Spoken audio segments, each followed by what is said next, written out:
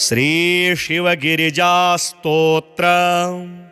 सुरेश्वरं निरीश्वरं गिरीश्वरं नटेश्वरं महेश्वरं मयस्करं शिवं भजेय शङ्करं भुजङ्गराजहारकं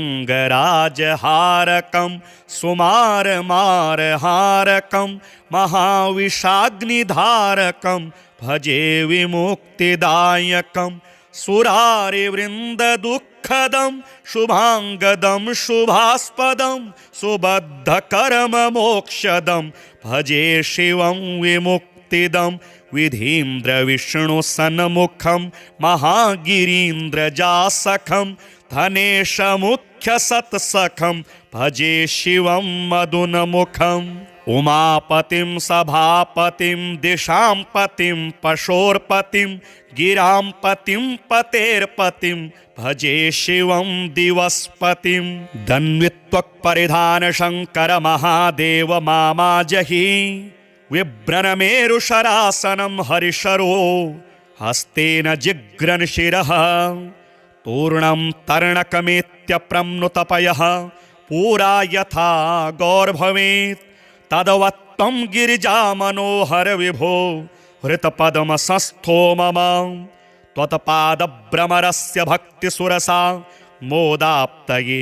केवलं विष्णुवेदे च गीतस्त्वमसि भगवन् शङ्कर विभो सुधन्वा चापि त्वं त्वमसि भव विश्वाधिकविशक् तमीशानं यक्षे निखिलसुमनस्त्वाय च हरं नमामि त्वत्पादं शरणद शिवं स्तौमि वचसा उन्मत्तकुम्भिकरसन्निभकण्ठसंस्था कुम्भीनसोल्लसविलोलसुभूरिहारं कुम्भीन्द्रवक्त्रोज्ज्वलपुत्रवर्यं भजामि कुम्भोद्भवपूजिताङ्घ्रिं विद्रुमाधरनिराकृतबिम्बां वक्त्रनिरजितसुधाकरबिम्बां ईश्वरी मनिषमात्तकदम्बां मनमनः स्पृशतु तां जगदम्बां पादयोरवनतामदारान् भक्तलोककलुषाद्विदारान् भावुकस्य हृदयाधिविहारान् मनमनो भज जगत्पतिदारान् पापराशिसुशिखां वृषमोर्वीं बिभ्रतीमधिकचं स्मरमोर्वीं नेत्रपद्मजधनेषु सुगुरवीं मनमनः स्पृशतु तां हृदि गुरवीं सुरेश्वरं निरीश्वरं गिरीश्वरं नटेश्वरं महेश्वरं मयस्करं शिवं भजेय शङ्करं भुजङ्गराजहारकं सुमारमारहारकं महाविषाग्निधारकं भजे विमुक्तिदायकं सुरारिवृन्ददुःखदं शुभाङ्गदं शुभास्पदं सुबद्धकर्ममोक्षदं भजे शिवं विमुक्तिदं विधीन्द्रविष्णुसन्मुखं महागिरीन्द्रजासखं धनेशमुख्यसत्सखं भजे शिवं मदुनमुखम् उमापतिं सभापतिं दिशां पतिं पशोर्पतिं गिरां पतिं पतेर्पतिं भजे शिवं दिवस्पतिं धन्वित्वक्परिधान शङ्कर महादेव मामाजहि विभ्रनमेरुशरासनं हरिशरो हस्तेन जिघ्रन् शिरः तूर्णं तर्णकमेत्यप्रम्नुतपयः पूरा यथा गौर्भवेत् तदवत्तं गिरिजा मनोहर विभो हृतपद्मसंस्थो मम त्वत्पादभ्रमरस्य भक्तिसुरसा मोदाप्तये केवलं विष्णुवेदे च गीतस्त्वमसि भगवन् शङ्कर विभो सुधन्वा चापि त्वं त्वमसि भव विश्वाधिकविशक् तमीशानं यक्षे निखिलसुमनस्त्वाय च हरं नमामि त्वत्पादं शरणद शिवं स्तौमि वचसा उन्मत्तकुम्भिकरसन्निभकण्ठसंस्था कुम्भीनसोल्लसविलोलसुभूरिहारं कुम्भीन्द्रवक्त्रोज्ज्वलपुत्रवर्यं भजामि कुम्भोद्भवपूजिताङ्घ्रिं विद्रुमाधर निराकृत बिम्बां वक्त्रनिरजित सुधाकर बिम्बां ईश्वरी मनिषमात्तकदम्बां मन मनः स्पृशतु तां जगदम्बां पादयोरवनतामदारान् भक्तलोककलुषाद्विदारान् भावुकस्य हृदयाधिविहारान् मन मनो भज जगत्पतिदारान् पापराशिषु शिखां भृशमौर्वीं बिभ्रतीमधिकचं स्मरमौर्वीं नेत्रपद्म जधनेषु सुगुरवीं मन मनः स्पृशतु तां हृदि गुरवीं सुरेश्वरं निरीश्वरं गिरीश्वरं नटेश्वरं महेश्वरं मयस्करं शिवं भजेय शङ्करं भुजङ्गराजहारकं सुमारमारहारकं महाविषाग्निधारकं भजे विमुक्तिदायकं सुरारिवृन्ददुःखदं शुभाङ्गदं शुभास्पदं सुबद्धकर्ममोक्षदं भजे शिवं विमुक्तिदं विधीन्द्रविष्णुसन्मुखं महागिरीन्द्रजासखं धनेशमुख्यसत्सखं भजे शिवं मदुनमुखम् उमापतिं सभापतिं दिशां पतिं पशोर्पतिं गिरां पतिं पतेर्पतिं भजे शिवं दिवस्पतिं धन्वित्वक्परिधान शङ्कर महादेव मामाजहि विभ्रनमेरुशरासनं हरिशरो हस्तेन जिघ्रन् शिरः तूर्णं तर्णकमेत्यप्रम्नुतपयः पूरा यथा गौर्भवेत् तदवत्तं गिरिजा मनोहर विभो हृतपद्मसंस्थो मम त्वत्पादभ्रमरस्य भक्तिसुरसा मोदाप्तये केवलं विष्णुवेदे च गीतस्त्वमसि भगवन् शङ्कर विभो सुधन्वाचापि त्वं त्वमसि भव विश्वाधिकविश तमीशानं यक्षे निखिलसुमनस्त्वाय च हरं नमामि त्वत्पादं शरणद शिवं स्तौमि वचसा उन्मत्तकुम्भिकरसन्निभकण्ठसंस्था कुम्भीनसोल्लसविलोलसुभूरिहारं कुम्भीन्द्रवक्त्रोज्ज्वलपुत्रवर्यं भजामि कुम्भोद्भवपूजिताङ्घ्रिं विद्रुमाधर निराकृतबिम्बां वक्त्रनिरजितसुधाकरबिम्बां ईश्वरी मनिषमात्तकदम्बां मन मनः स्पृशतु तां जगदम्बां पादयोरवनतामदारान् भक्तलोककलुषाद्विदारान् भावुकस्य हृदयाधिविहारान् मन मनो भज जगत्पतिदारान् पापराशिषु शिखां भृशमौर्वीं बिभ्रतीमधिकचं स्मरमौर्वीं नेत्रपद्म जधनेषु सुगुरवीं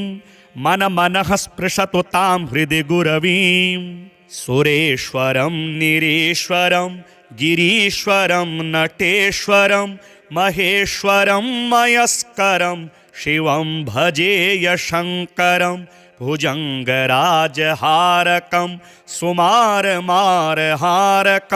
महाविषाग्निधारकं भजे विमुक्तिदायकं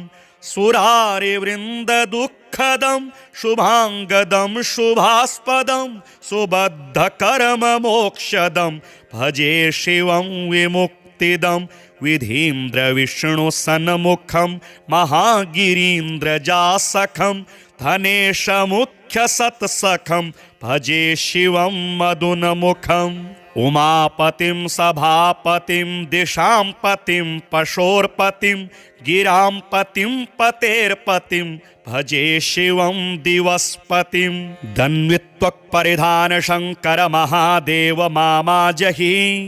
विभ्रनमेरुशरासनं हरिशरो हस्तेन जिघ्रन् शिरः तूर्णं तर्णकमेत्यप्रम्नुतपयः पूरा यथा गौर्भवेत् तदवत्तं गिरिजा मनोहर विभो हृतपद्मसंस्थो मम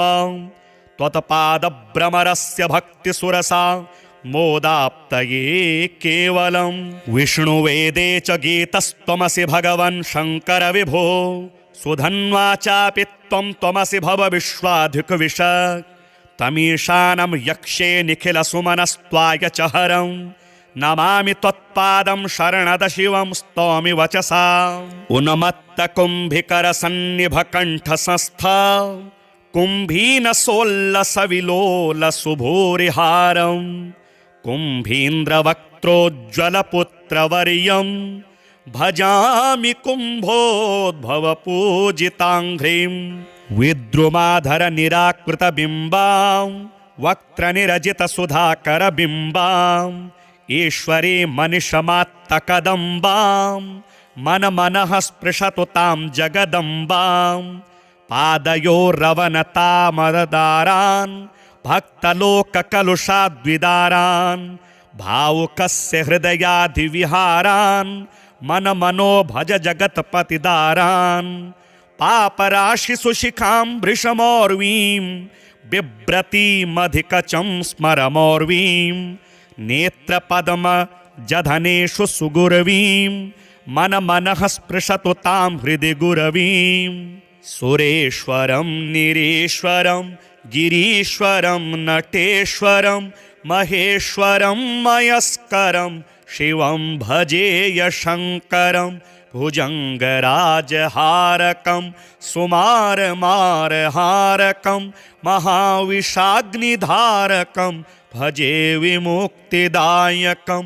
सुरारिवृन्ददुःखदं शुभाङ्गदं शुभास्पदं सुबद्धकर्ममोक्षदं भजे शिवं विमुक्तिदं विधीन्द्रविष्णुसन्मुखं महागिरीन्द्रजासखं धनेशमुख्यसत्सखं भजे शिवं मदुनमुखम् उमापतिं सभापतिं दिशां पतिं पशोर्पतिं गिरां पतिं पतेर्पतिं भजे शिवं दिवस्पतिं दन्वित्वक्परिधानशङ्कर महादेव मामाजहि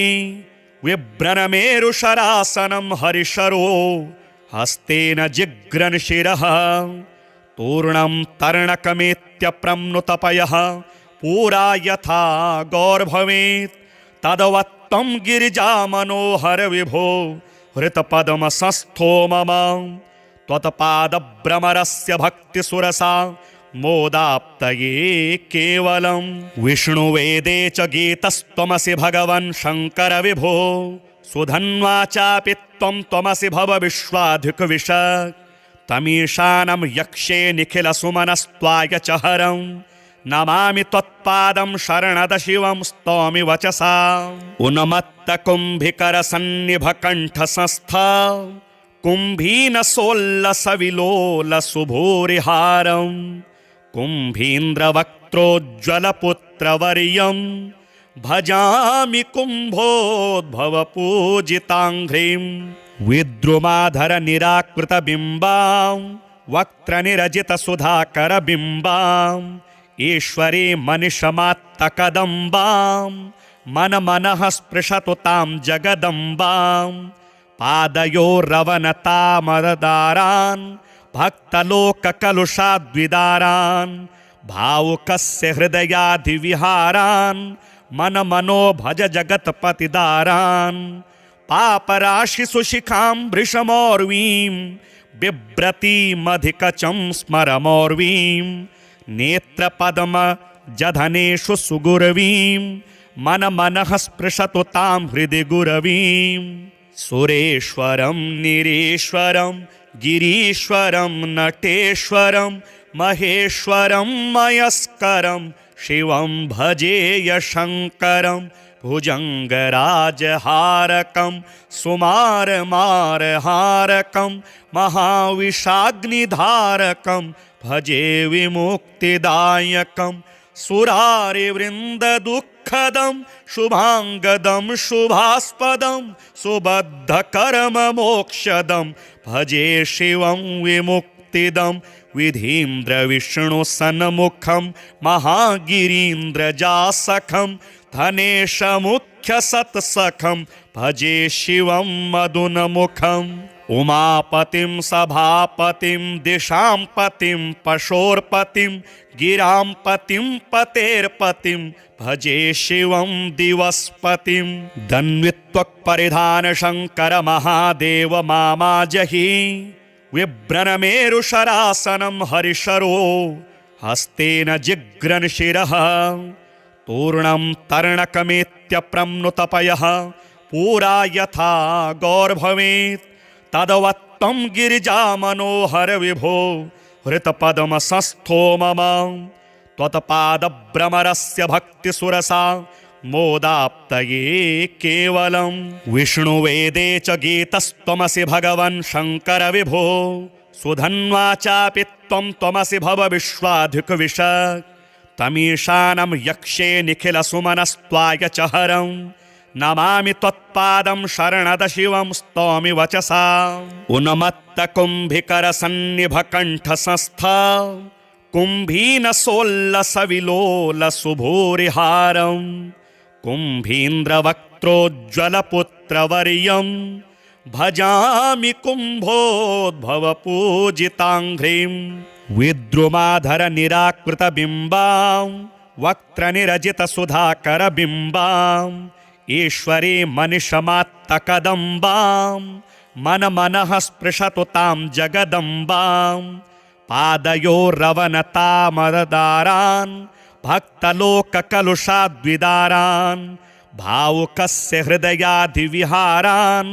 मनमनो भज जगत्पतिदारान्। पापराशिषु शिखां वृषमोर्वीं बिभ्रतीमधिकचं स्मरमोर्वीं। नेत्रपद्मजधनेषु सुगुरवीं मनमनः स्पृशतु तां हृदि गुरवीं। सुरेश्वरं निरीश्वरं गिरीश्वरं नटेश्वरं महेश्वरं मयस्करं शिवं भजेय शङ्करं। भुजङ्गराजहारकं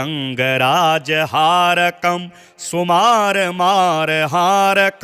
महाविषाग्निधारकं भजे विमुक्तिदायकं। सुरारिवृन्ददुःखदं शुभाङ्गदं शुभास्पदं सुबद्धकर्ममोक्षदं भजे शिवं विमुक्तिदं। विधीन्द्रविष्णुसन्मुखं महागिरीन्द्रजासखं धनेशमुख्यसत्सखं भजे शिवं मदुनमुखम्। उमापतिं सभापतिं दिशां पतिं पशोर्पतिं गिरां पतिं पतेर्पतिं भजे शिवं दिवस्पतिं। धन्वित्वक्परिधान शङ्कर महादेव मामाजहि विभ्रनमेरुशरासनं हरिशरो हस्तेन जिघ्रन् शिरः। तूर्णं तर्णकमेत्यप्रम्नुतपयः पूरा यथा गौर्भवेत् तदवत्तं गिरिजामनोहर विभो हृतपद्मसंस्थो मम। त्वत्पादभ्रमरस्य भक्तिसुरसा मोदाप्तये केवलं। विष्णुवेदे च गीतस्त्वमसि भगवन् शङ्कर विभो सुधन्वा चापि त्वमसि भव विश्वाधिकविश। तमीशानं यक्षे निखिलसुमनस्त्वाय च हरं नमामि त्वत्पादं शरणद शिवं स्तौमि वचसा। उन्मत्तकुम्भिकरसन्निभकण्ठसंस्था कुम्भीनसोल्लसविलोलसुभूरिहारं कुम्भीन्द्रवक्त्रोज्ज्वलपुत्रवर्यं भजामि कुम्भोद्भवपूजिताङ्घ्रिं। विद्रुमाधरनिराकृतबिम्बां वक्त्रनिरजितसुधाकरबिम्बां ईश्वरी मनिषमात्तकदम्बां मनमनः स्पृशतु तां जगदम्बां। पादयोरवनतामदारान् भक्तलोककलुषाद्विदारान् भावुकस्य हृदयाधिविहारान् मनमनो भज जगत्पतिदारान्। पापराशिषु शिखां वृषमोर्वीं बिभ्रतीमधिकचं स्मरमोर्वीं। नेत्रपद्मजधनेषु सुगुरवीं मनमनः स्पृशतु तां हृदि गुरवीं। सुरेश्वरं निरीश्वरं गिरीश्वरं नटेश्वरं महेश्वरं मयस्करं शिवं भजेय शङ्करं भुजङ्गराजहारकं सुमारमारहारकं महाविषाग्निधारकं भजे विमुक्तिदायकं सुरारिवृन्ददुःखदं शुभाङ्गदं शुभास्पदं सुबद्धकर्ममोक्षदं भजे शिवं विमुक्तिदं विधीन्द्रविष्णुसन्मुखं महागिरीन्द्रजासखं धनेशमुख्यसत्सखं भजे शिवं मदुनमुखम् उमापतिं सभापतिं दिशां पतिं पशोर्पतिं गिरां पतिं पतेर्पतिं भजे शिवं दिवस्पतिं दन्वित्वक्परिधानशङ्कर महादेव मामाजहि विभ्रनमेरुशरासनं हरिशरो हस्तेन जिघ्रन्शिरः तूर्णं तर्णकमेत्यप्रम्नुतपयः पूरा यथा गौर्भवेत् तदवत्तं गिरिजामनोहर विभो हृतपद्मसंस्थो मम त्वत्पादभ्रमरस्य भक्तिसुरसा मोदाप्तये केवलं विष्णुवेदे च गीतस्त्वमसि भगवन् शङ्कर विभो सुधन्वा चापि त्वमसि भव विश्वाधिकविश तमीशानं यक्षे निखिलसुमनस्त्वाय च हरं नमामि त्वत्पादं शरणद शिवं स्तौमि वचसा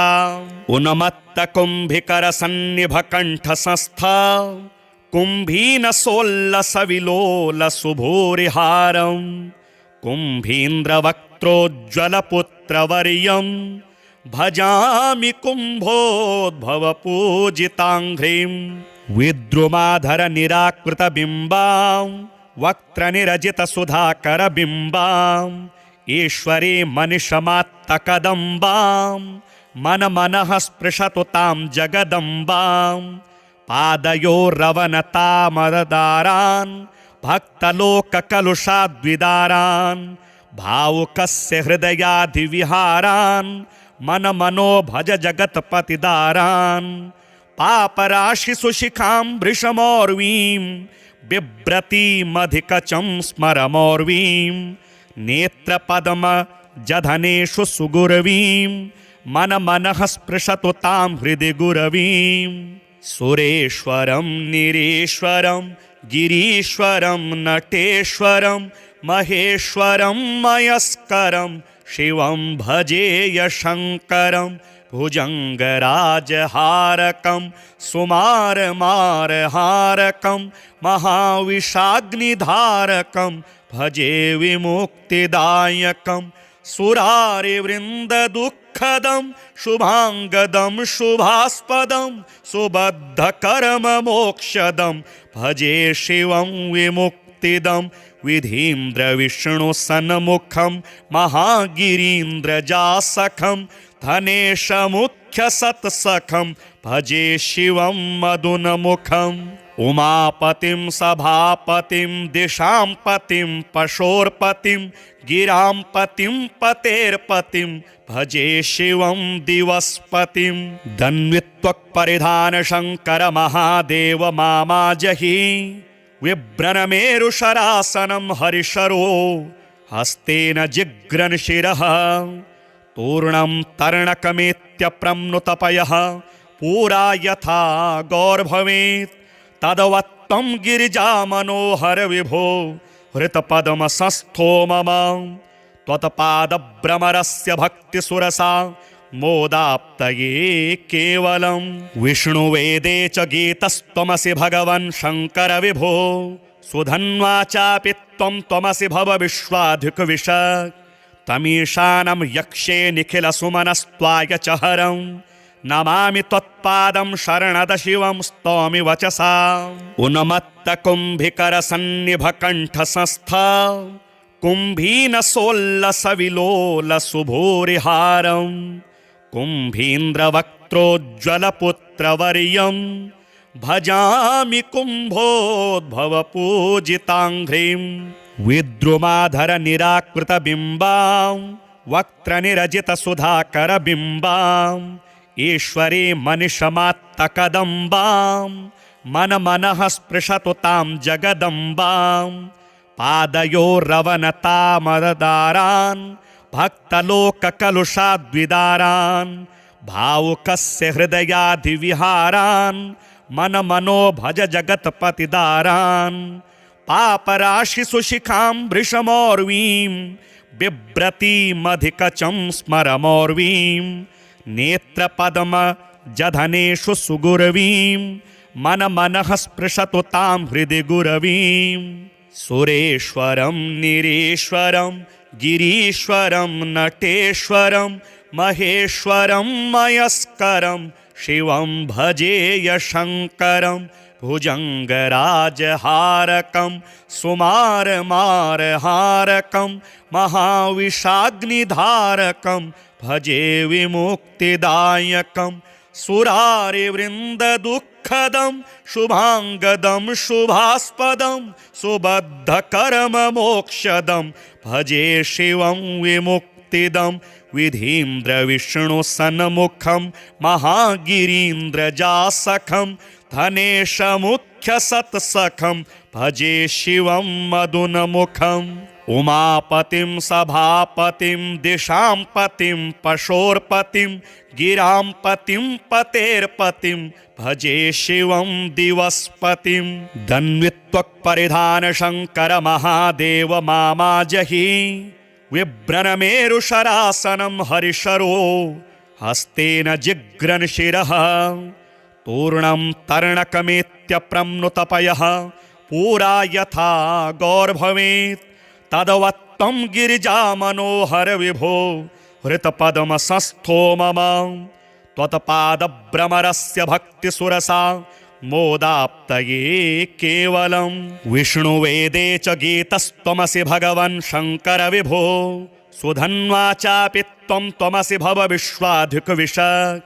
तमीशानं यक्षे निखिलसुमनस्त्वाय च हरं नमामि त्वत्पादं शरणद शिवं स्तौमि वचसा उन्मत्तकुम्भिकरसन्निभकण्ठसंस्था कुम्भीनसोल्लसविलोलसुभूरिहारं कुम्भीन्द्रवक्त्रोज्ज्वलपुत्रवर्यं भजामि कुम्भोद्भवपूजिताङ्घ्रिं विद्रुमाधरनिराकृतबिम्बां वक्त्रनिरजितसुधाकरबिम्बां ईश्वरी मनिषमात्तकदम्बां मनमनः स्पृशतु तां जगदम्बां पादयोरवनतामदारान् भक्तलोककलुषाद्विदारान् भावुकस्य हृदयाधिविहारान् मनमनो भज जगत्पतिदारान् पापराशिषु शिखां वृषमोर्वीं बिभ्रतीमधिकचं स्मरमोर्वीं नेत्रपद्मजधनेषु सुगुरवीं मनमनः स्पृशतु तां हृदि गुरवीं सुरेश्वरं निरीश्वरं गिरीश्वरं नटेश्वरं महेश्वरं मयस्करं शिवं भजेय शङ्करं भुजङ्गराजहारकं सुमारमारहारकं महाविषाग्निधारकं भजे विमुक्तिदायकं सुरारिवृन्ददुःखदं शुभाङ्गदं शुभास्पदं सुबद्धकर्ममोक्षदं भजे शिवं विमुक्तिदं विधीन्द्रविष्णुसन्मुखं महागिरीन्द्रजासखं धनेशमुख्यसत्सखं भजे शिवं मदुनमुखम् उमापतिं सभापतिं दिशां पतिं पशोर्पतिं गिरां पतिं पतेर्पतिं भजे शिवं दिवस्पतिं दन्वित्वक्परिधानशङ्कर महादेव मामाजहि विभ्रनमेरुशरासनं हरिशरो हस्तेन जिघ्रन्शिरः तूर्णं तर्णकमेत्यप्रम्नुतपयः पूरा यथा गौर्भवेत् तदवत्तं गिरिजामनोहर विभो हृतपद्मसंस्थो मम त्वत्पादभ्रमरस्य भक्तिसुरसा मोदाप्तये केवलं विष्णुवेदे च गीतस्त्वमसि भगवन् शङ्कर विभो सुधन्वा चापि त्वं त्वमसि भव विश्वाधिकविश तमीशानं यक्षे निखिलसुमनस्त्वाय च हरं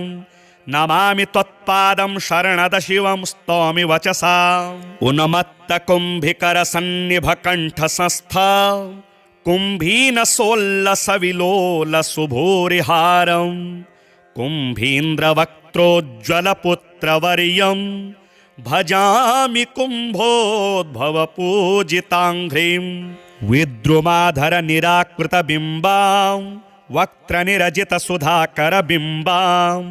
ईश्वरी मनिषमात्तकदम्बां मनमनः स्पृशतु तां जगदम्बां पादयोरवनतामरदारान् भक्तलोककलुषाद्विदारान् भावुकस्य हृदयाधिविहारान् मनमनो भज जगत्पतिदारान् पापराशिषु शिखां भृशमौर्वीं बिभ्रतीमधिकचं स्मरमौर्वीं नेत्रपद्मजधनेषु सुगुरवीं मनमनः स्पृशतु तां हृदि गुरवीम्